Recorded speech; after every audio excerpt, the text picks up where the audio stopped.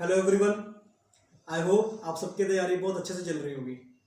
तो ज़्यादा देर ना करते हुए, मुझे पता टाइम की बहुत बड़ी दिक्कत है, तो मैं आज का ये पार्ट शुरू कर रहा हूँ जिसका नाम है द रिवीजन। ये सेकंड पार्ट है बेसिकली, और इससे पहले का जो पार्ट है वहाँ मैंने ये एक्सप्लेन किया था कि कैसे आप घर बैठे सीए फाइनल सेल्फ स्टडी कर सकते हैं, क्योंकि मैंने की है और मैं पास हुआ हूँ। ठीक है, तो अगर आप फर्स्ट टाइम मेरे चैनल पर आए हैं और अगर आपने अभी तैयारी करनी है स्टार्ट, तो पहले आप फर्स्ट पार्ट देख कर आए, उसके बाद ये वाला पार्ट देखें। या फिर जिन्होंने ऑलरेडी एक रिवीजन कर ली है, एक रिवीजन मीन्स कि जो आपने एक बार पढ़ना होता है, पहले सिलेबस पूरा कर लिया है, वो इसे देख सकते हैं। ठीक है, और जिनका रिजल्ट अभी Jan 21 जो अटेम्प्ट हुआ था उसका आने वाला है, जो उसके बाद देख रहे हैं, तो पहले प्लीज़ फर्स्ट पार्ट देख लें। चलिए शुरू करते हैं। तो अभी तक मैं ये अज्यूम कर रहा हूँ कि आपने सिलेबस पूरा कर लिया है, या जिसे हम कहेंगे कि एक बार जो रिवीजन होती है पूरी कर ली है, बेसिकली सिलेबस पूरा कर लिया है। ठीक है, तो सिलेबस पूरा कर लिया, तो अब सबसे बड़ी दिक्कत क्या होती है कि यार एक बार तो हो गया जैसे तैसे करके ना, दिन रात एक करके खत्म कर दिया। बड़े बड़े चैप्टर्स थे, कुछ छोटे चैप्टर थे, जैसे मर्जी कर दिया, अब आगे कैसे बढ़े। ठीक है, तो आगे बढ़ने की मैं वो टेक्निक्स दूंगा जिससे मैं पास हूँ। ठीक है, तो इसमें कोई ऐसा नहीं है कि मैं कुछ सजावट करके कुछ बताऊंगा, जो है एक्चुअल मेरे साथ वो बताऊंगा। उसके बाद आपकी इच्छा है उसे अडेप्ट करना ना करना, या फिर उसे मॉडिफाई करना। ठीक है, क्योंकि हर इंसान की अपनी एक स्ट्रेटजी है। मेरे वाली स्ट्रेटजी को बेस लेकर अपनी स्ट्रेटजी वैसी बना सकते हैं। तो स्टार्ट करते हैं। तो देखो, मैं पहले बात करूँगा ग्रुप 1 की, और मुझे ऐसा लग रहा है जिन्होंने मई 21 अटैम्प्ट देना है, जिनका मतलब आप कहो कि जिन्होंने अभी तैयारी स्टार्ट की है, या जो अभी इस वीडियो को देख रहे हैं, उनका एक ग्रुप ही होगा। क्योंकि ऑब्वियसली अगर आपकी एक रिवीजन आप स्टार्ट करोगे, तो आपके बोथ ग्रुप्स के मुझे चांसेस कम लग रहे हैं। तो मैं ग्रुप वाइज ही बताने वाला हूँ कि कैसे कैसे मैंने किया है। तो स्टार्ट करते हैं ग्रुप 1 से। 4 सब्जेक्ट्स हैं, FR, SFM, audit and law. तो देखो, अब आपको कम से कम एक दिन में 12 घंटे पढ़ना ही है। 12 से 14 घंटे में कहूँगा बल्कि यहाँ पर। तो आपका जो शेड्यूल है वो आपका कम से कम 14 घंटे का होना चाहिए।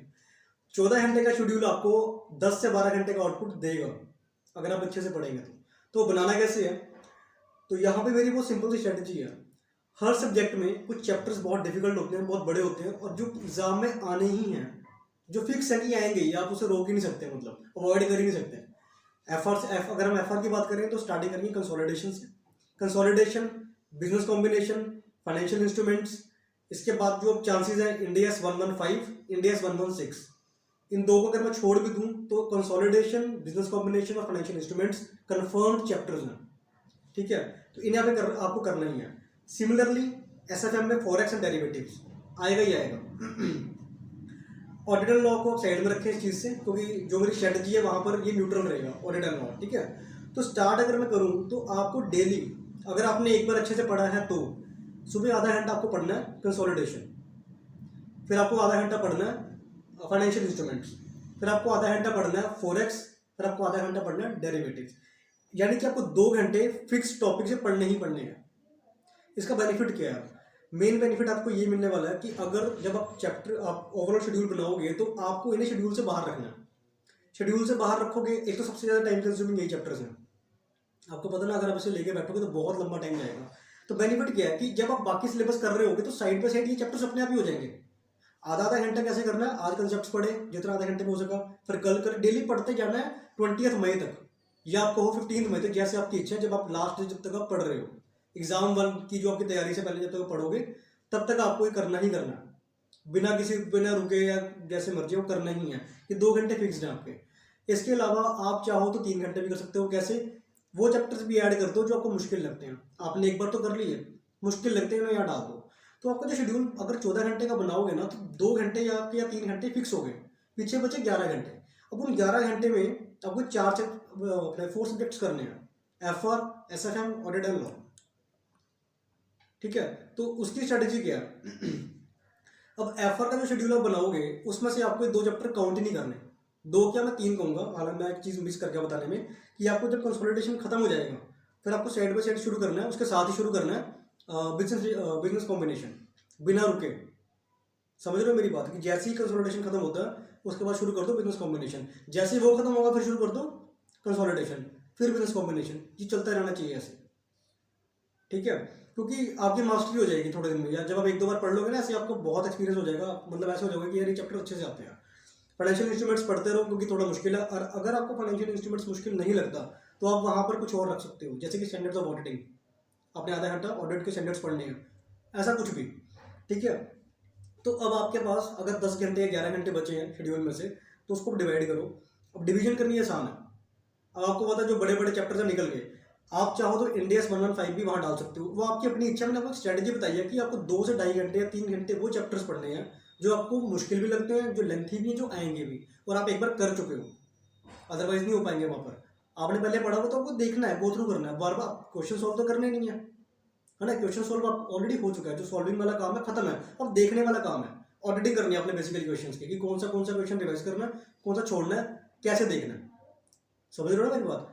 तो आपको करना क्या है, बस वो 3 घंटे फिक्स कर देने हैं, जो आपकी इच्छा, 2 घंटे 3 घंटे आपकी इच्छा है। अब उसके बाद जब आपको डिवाइड करना है, तो एसएफएम और एफआर को आप डिवाइड ऐसे करो कि जब आप एफआर पढ़ रहे हो, सपोज आपका एफआर में चैप्टर आ गया इंडिया 16, अगर आपको वो इंडिया मुश्किल लगता है तो एसएफएम में आपका चैप्टर इजी वाला होना चाहिए। मतलब दो चीज़ें जब आप कोरिलेशन करोगे, आपस में बिठाओगे दो चीज़ें साइड बाय साइड, तो इजी और मुश्किल होनी चाहिए, एक मुश्किल तो एक इजी, एक इजी तो एक मुश्किल, ऐसे एफआर इजी, एसएफएम मुश्किल, एफआर डिफिकल्ट तो वो इजी, ऐसे करके, ठीक है। मतलब समझ गए ना मेरी बात। ये आपका चलेगा, समझो कि 2 से ढाई घंटे आप दोगे एफआर को, 2 से ढाई घंटे आप दोगे एसएफएम को। और याद रखना ग्रुप 1 में एफआर एंड ऑडिट सबसे बड़ा है, एसएफएम बड़ा सब्जेक्ट नहीं है, ना ही लॉ बड़ा है, ठीक है। अब आपको, अगर आपको ये बड़े लगते हैं तो आपको एनालाइज करने की अभी नीड है, एक बार आपने अच्छे से यानी कि देखा नहीं है। अब बात आती है लॉ एंड ऑडिट की, बड़ी सीधी सी टेक्निक है यार, नंबर ऑफ पेजेस को डिवाइड कर दो। नंबर ऑफ पेजेस को डिवाइड कैसे करना है, जस्ट सपोज कि आपकी लॉ की बुक में 600 या 700 पेज है, आपका बेंचमार्क क्या है, आपको 20 दिन में खत्म करनी है, 25 दिन में करनी है, 10 दिन में करनी है, डिवाइड कर दो। अगर आपको 10 दिन में करनी है, 600 डिवाइडेड बाय 10, एक दिन में 60 पेज पढ़ने पड़ेंगे आपको। उस हिसाब से 3 घंटे 4 घंटे 5 घंटे जो लगते हैं एलोकेट करो। ये आपके अपने हाथ में है, कितनी रिविजन्स करनी है उस हिसाब से आपको डिवाइड करना पड़ेगा, ठीक है। ऑडिट के अंदर और लॉ के अंदर कभी ऐसा मत करो यार कि यार आज ये चैप्टर करेंगे, आज ये करेंगे, हो नहीं पाता, थोड़ा डिफिकल्ट रहता है। Number of pages is the best technique. Just suppose कि आपने बैंक ऑडिट चैप्टर स्टार्ट किया, अब अगर आपने सोचा होगा कि यार बैंक ऑडिट करना है, तो यार वो मुश्किल हो जाता है, आपको लगता है यार कि 5 पेज पढ़े यार तो बहुत मुश्किल है, हो ही नहीं रहा, एक दिन में कर ही नहीं पाऊंगा। अगर आप इसकी जगह ऐसा सोचोगे, जैसा मैं कह रहा हूँ कि आपको एक दिन में 15 पेज करने हैं या 20 पेज करने हैं, तो आप क्या करोगे, 5 पेज ऑडिट के पढ़ लोगे, बैंक ऑडिट के, बाकी फिर आप थोड़ा सा स्टैंडर्ड्स पढ़ लोगे। पेज ही तो खत्म करने हैं आपको, अल्टीमेटली पेज ही तो पढ़ने हैं ना, खत्म तो बुक करनी है, जैसे मर्जी करो, सीक्वेंस में करो या शफल में करो, कंसेप्ट बिल्ड करने से मतलब है। ऐसा तो है नहीं कि अगर बैंक ऑडिट करते करते कुछ और पढ़ोगे ऑडिट के अंदर तो आपको समझ ही नहीं आएगा, थ्योरी है यार, आपको पता ही है, इतने आप सीए फाइनल में इतने होशियार तो होना कि आप समझ सको कि बैंक ऑडिट करते वक्त अगर आपने इंश्योरेंस ऑडिट पढ़ लिया तो वो मिक्स नहीं होएगा माइंड में, नहीं होगा। पीएससी ऑडिट पढ़ोगे तो मिक्स नहीं होगा। तो स्ट्रेटेजी क्या है, अगर 30 पेज पढ़ने हैं, जस्ट सपोज एक दिन में अगर 30 पेज पढ़ने हैं, तो 5 पेज आपने पढ़ लिए स्टैंडर्ड्स के, 10 पेज पढ़ लिए किसी और चैप्टर के, ऐसे करते करते 30 पेज पूरे कर लो, ना कोई चैप्टर मुश्किल लगेगा ना दिक्कत आएगी। समझ रहे हो मेरी बात, ये मेरी अपनी टेक्निक्स है, ऐसा नहीं है कि मैंने खुद से कुछ सोचा है। जैसे मेरे एग्जाम्स क्वालिफाई हुए हैं, मेरे फाइनल में 5 अटेम्प्ट्स लगे हैं, लेकिन जो लास्ट के 2 अटेम्प्ट्स हैं जिसमें मेरा एक में ग्रुप 1 निकला, एक में ग्रुप 2, तो वो टेक्निक ही मैं आपसे शेयर कर रहा हूँ, जो मुझे पता है कि काम करेंगी, आपको हेल्प करेंगी आपकी, ठीक है। तो इसके बाद ऐसे लोडेड आपका ऐसे हो जाएगा, समझ गए मेरी बात की। 3 घंटे वो बड़े चैप्टर्स जो फिक्स करने ही करने हैं, उसके अलावा बाकी सिलेबस तो बहुत आराम से होगा यार। और रात के टाइम सोने से पहले, अगर दिन में पढ़ते हो जैसे भी पढ़ते हो, जो कुछ लोग रात को पढ़ते हैं, तो जिस टाइम भी आप सोते हो, सोने से पहले आधा घंटा लगाओ अपने शेड्यूल पे, कि आपने आज का जो बेंचमार्क रखा था पूरा हुआ, नहीं हुआ तो उसे एलोकेट करो अगले दिन पे, अगले दिन या फिर आने वाले डेज में। एक बात माइंड में अच्छे से बिठा लो, आपकी जो कट ऑफ डेट है कि इस डेट तक मेरे को एक रिवीजन खत्म करनी है, वो 1% भी आगे नहीं जानी चाहिए। वो आगे गई तो मतलब आपका अटेम्प्ट लगने की तैयारी शुरू हो चुकी है। मैं बहुत क्लियरली बात कर रहा हूँ, आज तक अगर ऐसा हो रहा था तो आगे से नहीं होना चाहिए। अगर 10 अप्रैल आपकी डेट है तो 10 अप्रैल की 11 नहीं होनी चाहिए। 10 तारीख को जैसे मर्जी खत्म करना, आपको जाग जाग के करना पड़े, जैसे मर्जी खाना छोड़ना पड़े छोड़ो, सीए फाइनल है ये, ठीक है। इसमें कुछ ये नहीं है कि नहीं यार जिंदगी भी जरूरी है, जिंदगी बहुत जरूरी थी और है, होगी बेसिकली एग्जाम्स के बाद, अभी नहीं है, अभी सिर्फ पढ़ाई जरूरी है। अगर आपको ये लग रहा है कि नहीं यार वो मोटिवेशनल स्पीकर्स को सुन के आए हो, लाइफ में और कुछ भी है सीए के अलावा, बहुत कुछ है, इस टाइम पे नहीं है, लेकिन कुछ भी इस टाइम पे सिर्फ पढ़ाई है, सीए फाइनल है, क्लियर करनी ही है। मैंने अभी रिसेंटली पास किया, लाइफ बहुत मज़ेदार चल रही है, मैं अपने एक्सपीरियंस से कह रहा हूँ, कोई टेंशन नहीं है, कोई पढ़ाई का टेंशन नहीं है, कैंपस से मेरी प्लेसमेंट हो चुकी है, तो ज़िंदगी मज़े में कट रही है। और मेरे 5 अटेम्प्ट्स के बावजूद कैंपस से हो गई है, मैं इसके ऊपर वीडियो बनाऊंगा बाद में कैसे हुई है, तो वो भी कोई दिक्कत नहीं है, ये भी आपको मोटिवेट कर रहा हूँ। इंटर में लगे मेरे 9 अटैम्प्ट्स, IPCC में टोटल 9 अटैम्प्ट्स, फाइनल में लगे 5 attempts, still I got placement via campus. ठीक है, तो उसकी भी टेंशन नहीं है, वो भी मैं बता दूंगा, बड़े आराम से होती है यार, सबकी हो जाती है। मतलब अगर आपकी प्रोफाइल अच्छी है तो आपकी हो जाएगी। ये अलग पार्ट है, मतलब आपको ये मोटिवेट करके जा रहा हूँ मैं कि अच्छे से पढ़ लो यार, वो डर निकाल दो कि प्लेसमेंट नहीं होती, कि अगर हम इतने अटेम्प्ट्स लग चुके हैं ऑलरेडी तो कैंपस से कैसे जाएंगे, जाओगे कैंपस से जाओगे, अच्छे पैकेज में जाओगे। ठीक है, अच्छा इसके बाद अब आते हैं ग्रुप 2 के ऊपर। ग्रुप 2 के अंदर हमारे पास क्या है, SFM, इलेक्टिव, DT, IDD। यहाँ पे एडवांटेज क्या है कि इलेक्टिव है, इलेक्टिव को अच्छे से पढ़ोगे तो बेड़ा पार करवा देगा, नहीं पढ़ोगे तो पूरा ग्रुप फेल करवा देगा। इलेक्टिव ऐसी चीज़ है, इज्जत करोगे उसकी तो बेड़ा पार है, मतलब सीधी सी बात है। नहीं करोगे, अगर आपने उसको ऐसा समझ लिया कि यार वो तो मजे का सब्जेक्ट है, उसमें 40 भी नहीं आते बच्चों के, अगर हम जो ऐसा सोच के जाते हैं। ये बड़ा खतरनाक सब्जेक्ट बनाया ICAI ने, तो ध्यान से करना। तो इसमें मेरी टेक्निक क्या थी, ट्रांसफर प्राइसिंग, कॉस्टिंग वाला। ठीक है, transfer pricing, standard costing. Standard costing मैंने छोड़ा हुआ था, मैं अभी से बता रहा हूँ वो मैंने क्यों छोड़ा था और आपको क्यों नहीं छोड़ना, उसका रीज़न मेरे पास है। मेरी कॉस्टिंग बहुत अच्छी थी, बाकी सारे मतलब जो सब्जेक्ट अपने चैप्टर्स थे। स्टैंडर्ड कॉस्टिंग ना मुझे IPCC में समझ आया ना आप समझ आया, तो मैंने छोड़ ही दिया। मैंने कम से कम 5 से 6 अटैम्प्ट दिए उसको समझने में, नहीं समझ आया, छोड़ दिया। बट हाँ, I was pretty much sure कि पूरी कॉस्टिंग में से कहीं से भी क्वेश्चन आ जाए एक्सेप्ट दिस चैप्टर, मैं अच्छे से कर लूँगा। तो अगर आप में वो कॉन्फिडेंस है तो वैसा रिस्क लेना। अगर आपको लगता है कि यार बाकी चैप्टर भी 100 हो रखे हैं, मतलब कंफर्म नहीं है अच्छे से, फिर भाई इसे कर लेना जैसे मर्जी करके, रट्टा मारो कुछ भी करो, आपकी हेडेक है, करना पड़ेगा फिर तो कर लेना। अगर आपको लगता है कि नहीं मेरे से नहीं हो रहा, तो फिर ऐसा करो कि 2 महीने पढ़े या कॉस्टिंग को मजबूत कर लो, बाकी चैप्टर अच्छे से कर लो। ठीक है, तो वो हो जाएगा, बड़े आराम से हो जाएगा, कोई दिक्कत नहीं है यार। तो इसके अलावा मतलब मैंने ट्रांसफर प्राइसिंग रखा हुआ था। अगर आप स्टैंडर्ड कॉस्टिंग कर रहे हो तो साथ में वो भी रखो कि आधा घंटा ट्रांसफर प्राइसिंग, आधा घंटा स्टैंडर्ड कॉस्टिंग। आपने एक बार तो कर लिया ना ऑलरेडी। और मेरी अगर आपने किसी ने बात मानी होगी पहले, तो आपने सिर्फ ICAI का मटेरियल पढ़ा होगा, उसमें क्वेश्चन ज़्यादा नहीं है, तो अच्छे से मैनेज हो जाएगा। DT का मैंने रखा हुआ था PGBP और capital gains. PGBP capital gains under taxation, non resident taxation, क्योंकि बहुत बड़ा चैप्टर है। तो PGBP था मेरा 30 मिनट्स का, कैपिटल गेन्स 20 मिनट्स और एना टैक्सेशन 20 मिनट्स। आप इसको ऊपर नीचे कर सकते हो, क्योंकि यहाँ पे इलेक्टिव है ना, तो वहाँ पे एक आपको सुख है कहीं ना कहीं, आपको सिर्फ 1 से 1.5 घंटा पढ़ना होता है इलेक्टिव, तो उससे ज़्यादा तो पढ़ना नहीं है, पढ़ना हर रोज़ है। तो आप ये डेली जो फिक्स शेड्यूल है ये 3 से 4 घंटे का बना सकते हो। आधा घंटा PGBP, आधा घंटा ट्रांसफर प्राइसिंग कॉस्टिंग वाला, आधा घंटा स्टैंडर्ड कॉस्टिंग, आधा घंटा कैपिटल गेन्स, आधा घंटा एना टैक्सेशन, आधा घंटा प्लेस ऑफ सप्लाई जो मैंने रखा हुआ था IDD से। तो 6 टॉपिक्स यानी कि 3 घंटे, कोई दिक्कत नहीं है। इसके अलावा कुछ और रखना वो भी रख लो।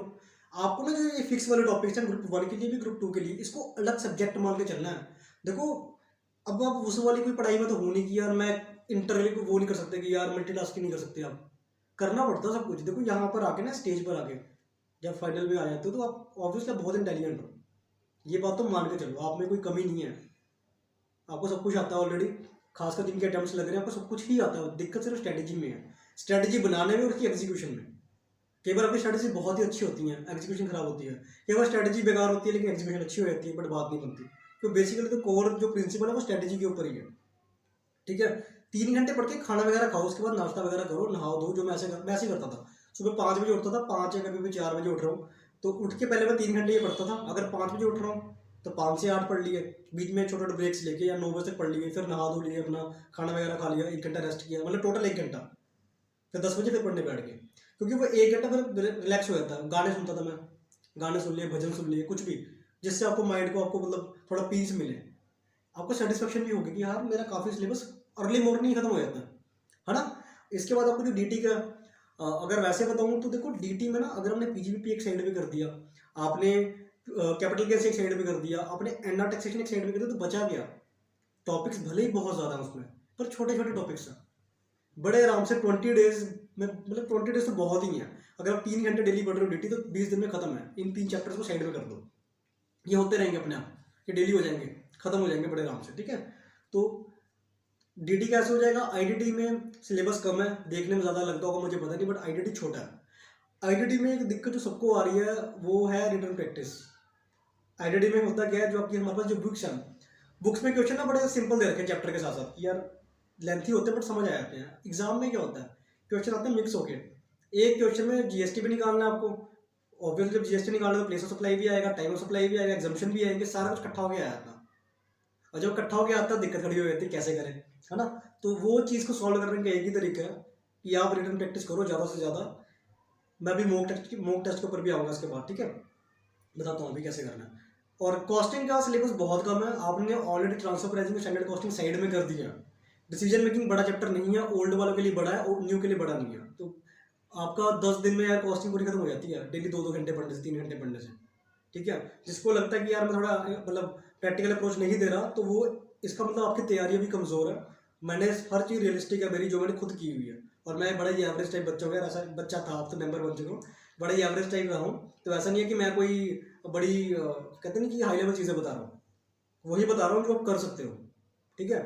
और कोई रैंक होल्डर टाइप बंदा तो यार उसके लिए ये चैनल शायद सही नहीं है, वो रैंक होल्डर की ही अप्रोच देखे, क्योंकि मेरे पास जो अप्रोच है वो एक एवरेज बच्चे के लिए है, ठीक है। अच्छा, इसके बाद कॉस्टिंग हो गई। आईडीडी की जो डीटी भी होगी ना, आईडीडी के लिए क्या करना, आईडीडी का तो देखो मेरा बड़ा सिंपल सा कंसेप्ट था, मतलब मैंने ऐसा किया है, मुझे नहीं पता वो सही था या नहीं, लेकिन मेरे को मेरी एग्जाम्पशन आई है उसमें। आईडीडी के लिए मैंने नंबर ऑफ पेजेस वाला ये अप्रोच मतलब फॉलो किया है। तो आईडीडी मैंने यार क्वेश्चंस तो हैं प्रैक्टिकल पे, ज़्यादा नहीं है, ज़्यादातर उसमें है वो कंसेप्ट या फिर थ्योरी, काफ़ी चीज़ें हैं। तो मैंने ना, मेरे पास 2 बुक्स थी, डीजी सर का मेरे पास क्वेश्चन बैंक था, मैं उसके पेज थे कुछ 880 के आसपास, उसे डिवाइड किया होता, डेली में 60 से 70 पेज पढ़ता था उसके। तो ऐसा एक सिस्टम था, तो 15 दिन मैक्सिमम लगते होते हैं अगर उसको करने में, तो आप वैसे कर सकते हो, ठीक है। बाकी इसमें आपकी अपनी अप्रोच है, लेकिन हाँ, जो बड़ा चैप्टर है जैसे प्लेस ऑफ सप्लाई है, जो प्लेस ऑफ सप्लाई थोड़ा टेक्निकल भी है, पूरा जीएसटी का बेस है, उसको साइड में कर देना, उसे डेली पढ़ना। जब वो हो जाए, कॉन्फिडेंस आ जाए, तो कुछ और रख देना वहाँ पे। जैसे सपोज की जैसे फॉरेन ट्रेड पॉलिसी है, अब कितने बच्चे तो छोड़ के जाने वाले हैं, मुझे पहले से ही पता है, शायद आपने छोड़ा ही होगा। तो उसे छोड़ने से बेटर क्या है कि जैसे प्लेस ऑफ सप्लाई पे हाथ बैठ जाए, उसे वहाँ डाल दो, डेली पढ़ते रहो 5-5 पेज, उसके क्या दिक्कत है। कितने पेज का होगा, 30-35-40 पेज का होगा, थोड़ा बेकार सी लैंग्वेज है मुझे पता है, पर 4 नंबर का तो आता ही है। और अगर वो 4 नंबर का एमसीक्यू में आ गया ना, तो दिक्कत खड़ी हो जाती है। मेरे अटेम्प्ट में नवंबर 20 में एमसीक्यू में 4 नंबर के चारों एफटीपी के आ गए थे, सिंगल मार्क। तो वो 4 नंबर तुक्का लगा मेरा, मुझे पता नहीं, बट हाँ वो 4 नंबर मुझे दुख रहे थे बहुत ज़्यादा, काश में पढ़ चुका होता एफटीपी, मैं पढ़ के आया होता, ठीक है। तो उस चीज़ से बचना, आप भी टाइम मिला तो पढ़ लेना ठीक है। तो मुझे लगता है मैंने सब कुछ बता दिया कि कुछ टॉपिक्स आपको डेली करने हैं, मतलब अर्ली मॉर्निंग 30-30 मिनट्स की अप्रोच में, बाकी आपको अलग से करना है। तो 15 दिन में आपका कोई भी मतलब ग्रुप प्रिपेयर हो सकता है, मैक्सिमम 20 दिन से ऊपर नहीं यार। हाँ, पर 12 से 14 घंटे पढ़ना है। अब वो टाइम है कि पढ़ना पड़ेगा। अगर आप कहो कि नहीं मेरे पास ये काम है, मेरे पास वो काम है, सीए से बड़ी कोई प्रायोरिटी नहीं होनी चाहिए लाइफ में यार, क्योंकि ये ऐसी चीज़ है जो आपकी लाइफ चेंज करने वाली है, आपकी नहीं, आपकी फैमिली की, आपकी आने वाली जनरेशन की। तो प्रायोरिटी क्या है, यही प्रायोरिटी है, ठीक है। अच्छा, अब बात आती है मॉक टेस्ट की। बहुत सारे बच्चे मेरे को पूछ रहे थे व्हाट्सएप पे भी कि सर मॉक टेस्ट कौन से लें। तो मेरा सिंपल सा आंसर ये है, मार्केट में मॉक टेस्ट पेपर की क्वालिटी किसी की भी अच्छी नहीं है, सबके सब A1 रद्दी हैं, सारे खराब हैं, ठीक है। तो बेस्ट चीज़ क्या है, ICAI का पुराने पेपर उठाओ। इवन ICAI का मॉक भी अच्छा नहीं होता है इतना, मतलब ठीक है, उसको कहना नहीं चाहिए, वो प्रैक्टिस के लिए, क्योंकि उसमें आता है मज़ा, पर वो बहुत ईजी होता है as compare to the main examination. तो आपको क्या करना है, आपको जो पिछले पेपर गए हैं ICAI के वो उठाने हैं, लाइक नवंबर अटैम्प्ट किया, अभी जैन अटैम्प्ट किया, वो वाला पेपर सॉल्व करो आप, उससे बढ़िया मॉक हो ही नहीं सकता। वो रियल एग्जामिनेशन है जो आपके सामने आने वाला है, वैसे ही पैटर्न आएगा, थोड़ा 19-20 हो जाएगा, बट वैसा ही आएगा। चैप्टर सेम आए ना, जो डिफिकल्टी लेवल है ना वैसे ही आने वाला है, ऑलमोस्ट वैसे ही होगा, ठीक है। 20 नंबर का ज़्यादा डिफिकल्ट हो जाएगा, थोड़ा आसान हो जाएगा, वो ऑब्वियसली हर बार चेंज होता है। लेकिन 80 मार्क्स का पेपर का जो एक पैटर्न है कि जो डिफिकल्टी लेवल है वैसे ही होगा।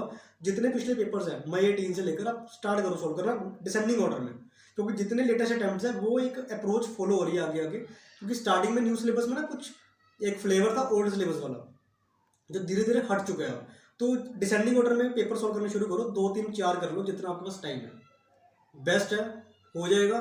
और अब मुझे लगता है कि मुझे वीडियो यहाँ पर रोक देनी चाहिए, आपके पास भी टाइम कम है, बट यस, वीडियो अच्छी लगे तो शेयर जरूर कर देना अपने फ्रेंड्स के साथ। कभी भी शेयर करते वक्त ना कंजूसी मत करो, ये नहीं कि मेरी वाली वीडियो की बात है, कोई भी अच्छी वीडियो मिलती है फ्रेंड से शेयर करो। मैं आपको एक बात बताता हूँ बड़ी छोटी सी जाते जाते, मैंने अपनी लाइफ में कभी भी कोई काम की चीज़ ना शेयर करने से परहेज नहीं किया यार। कोई भी चीज़ है, कोई सर्टिफिकेशन कोर्स पता लगता है मुझे फ्री का है, काम आ सकता है किसी के, मैं हमेशा शेयर करता हूँ सबके साथ। अगर मेरा भला हो रहा है सबको होना चाहिए, शायद वो एक अप्रोच है जिससे कि मैं सक्सेसफुल हो पाया। ये चीज़ें काम आती हैं यार, जो लोग आपको दवाएं देते हैं ना वो चीज़ काम करती हैं आपके लिए। कभी भी अपनी नॉलेज को बांध के मत रखो यार, कुछ भी पता है शेयर कर दो, ठीक है। तो अब मैं चलता हूँ, चैनल सब्सक्राइब कर दूँ। मैं कोशिश करूँगा इसके बाद कैंपस की वीडियो बनाऊंगा, कैंपस प्लेसमेंट में कैसे कैसे सिलेक्शन हुई मेरी, क्या क्या जो एक फ्लो था। उसके बाद कुछ और मुझे अगर लगता है, अगर आप चाहते हो कि यार ये चीज़ कवर होनी चाहिए, तो प्लीज़ मुझे कमेंट कर देना ठीक है। कमेंट में पूछ लो कि कैसे कैसे, जो भी आपके डाउट हैं कमेंट कर देना, मैं उसका रिप्लाई कर दूंगा, ठीक है।